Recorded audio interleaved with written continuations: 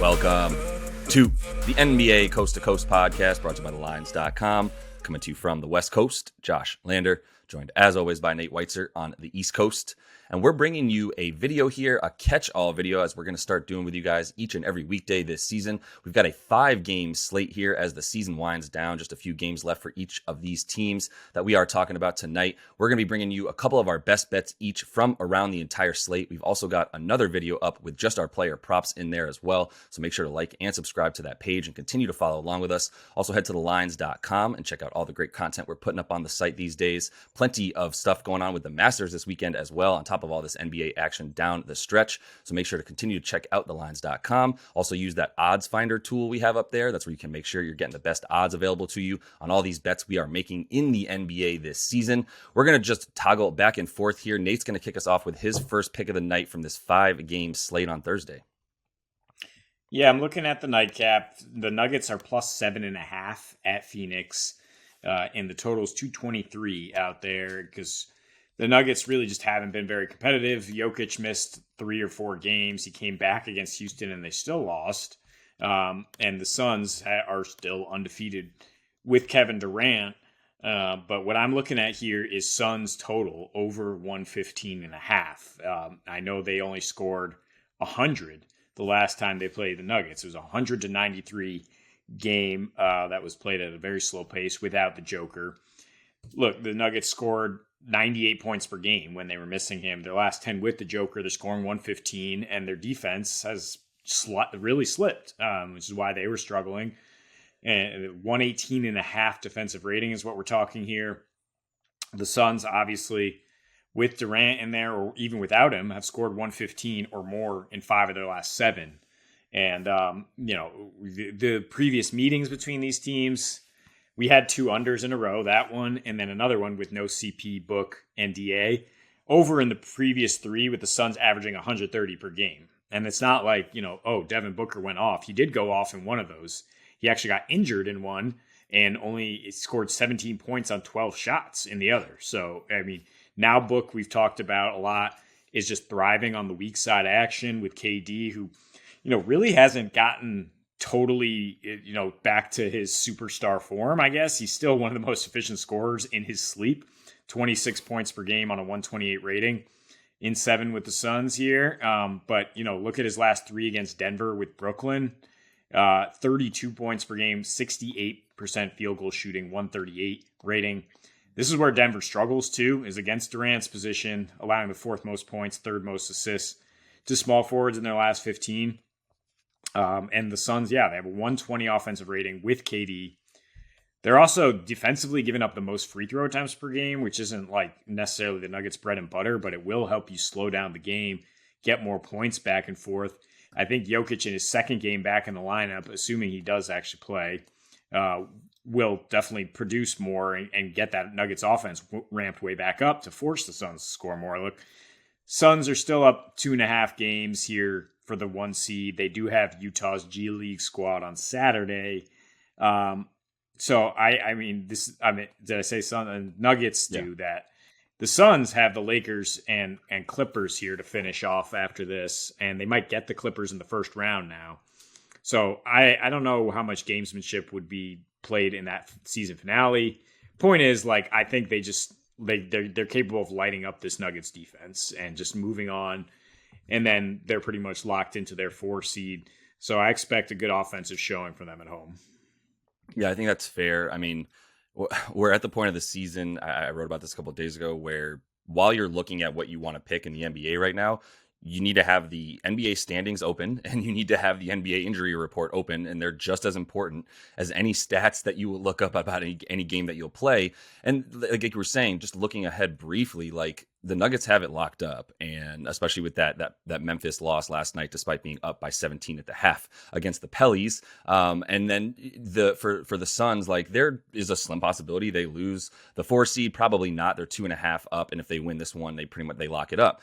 I would also imagine you want to have things wrapped up early rather than wait a couple games to play. So you have an extended rest for guys like Kevin Durant, who, to be honest, it's a conundrum because I think he needs time right now just as much as he needs rest because he needs to get his groove back. Like you were saying, he doesn't look like the same KD but that he was before the injury necessarily, just if you're watching him move and how fast he's going. So, they're going to care. Even if Joker does, suit up and play in this one, we've seen him, in that game against the Rockets the other night, he just kind of punted after 25 minutes and came off the floor there. So who knows how much that's going to continue. But the care factor here is massive. And I would give the edge in that to Phoenix for sure, in which case I would also like to see, I expect to see their offense clicking in this situation. And I think the 115.5 is a good bet for a team that should be putting up about 120 with Kevin Durant in the regular season at the very least. So I'm going to move on to my first pick here, Nate, and take an under in this Philly and Miami game because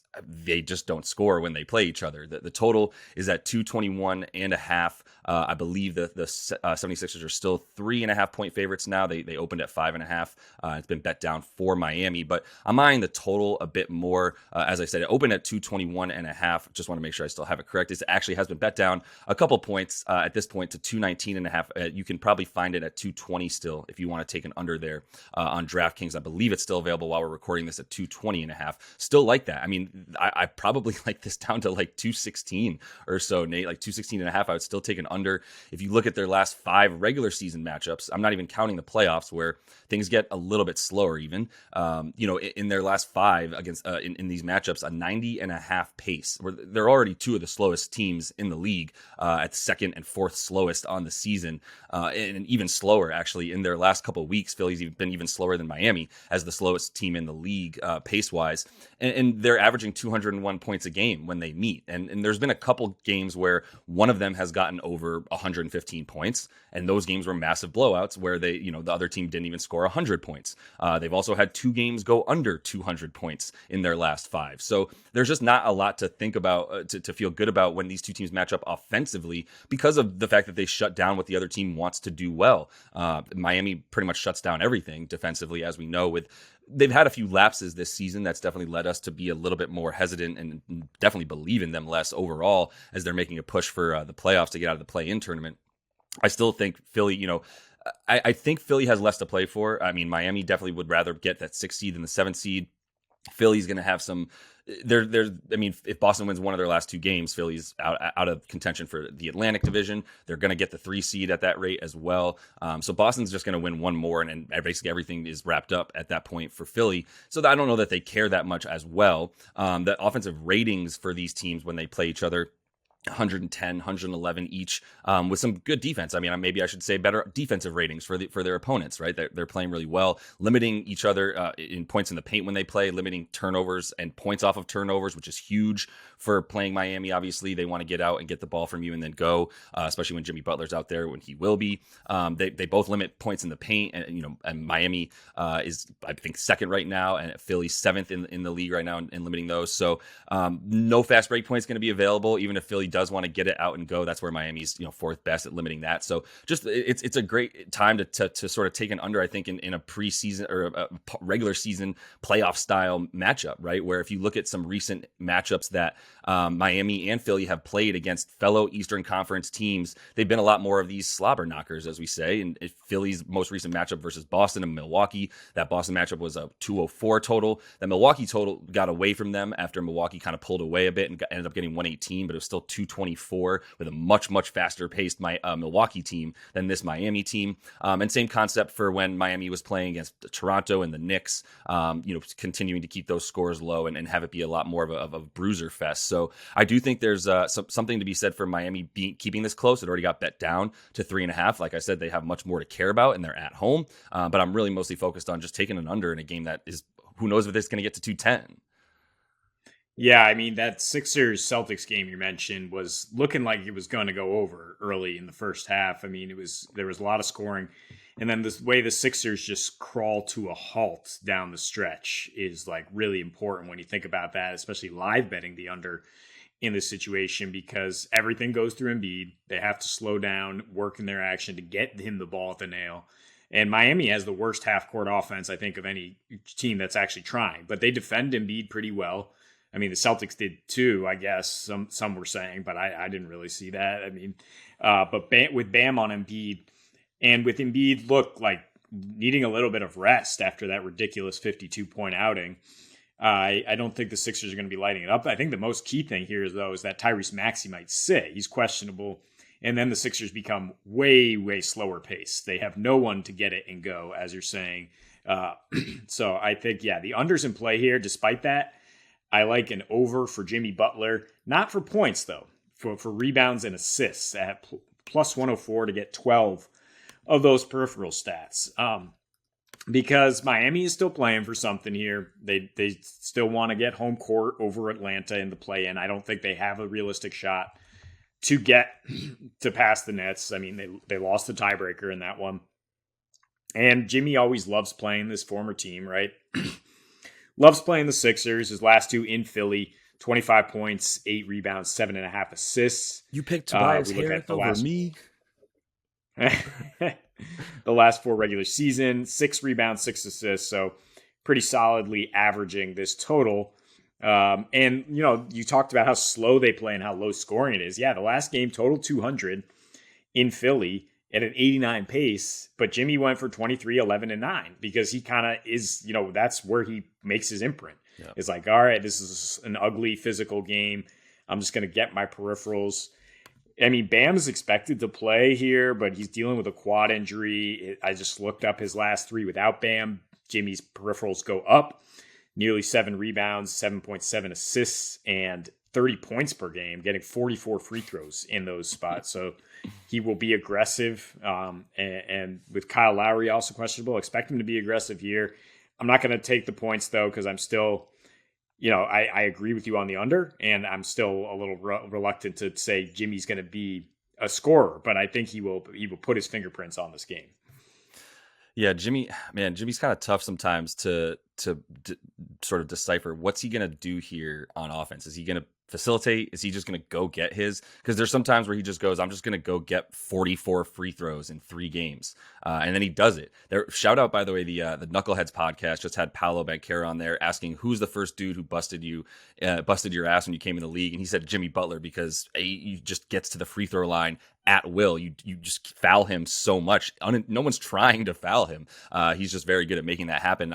I do think he can continue to get to the line, but it is a game where even if he is sort of going as hard as he can to try to score, especially with Bam being a little bit hobbled, I still think that there's going to be more rebounds available. And so I like the boards for him as well. In this situation, the only person who rebounds for this Philadelphia 76ers team is Embiid. So if Embiid's busy, boxing out, and Embiid has boarded up plenty well against this Miami Heat team, despite not scoring quite as much.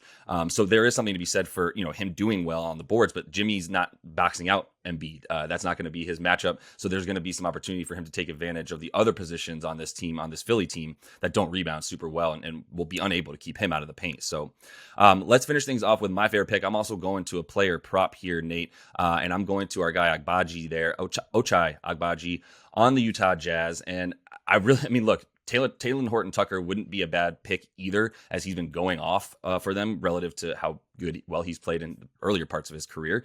But his prop is at 24.5, which is wild high. And in this Utah and Oklahoma City Thunder game, I do think there's going to be a ton of points, but Agbaji's probably a better bet at 15.5 points. I got that early at minus 105 on DraftKings. I would also take the threes for Agbaji there. 2.5 is about even money for him to go over on DraftKings as well. And they're playing, let me preface this with, I would really, really like it that Lou Dort does not play. He's questionable, and there's a good chance that he does miss this game. And without Lou Dort, this defensive rating skyrockets for the Thunder this season, going up to 120.4 versus the 114 that they have when he's in the game. And that's a pretty sizable splits there and use cases anyway.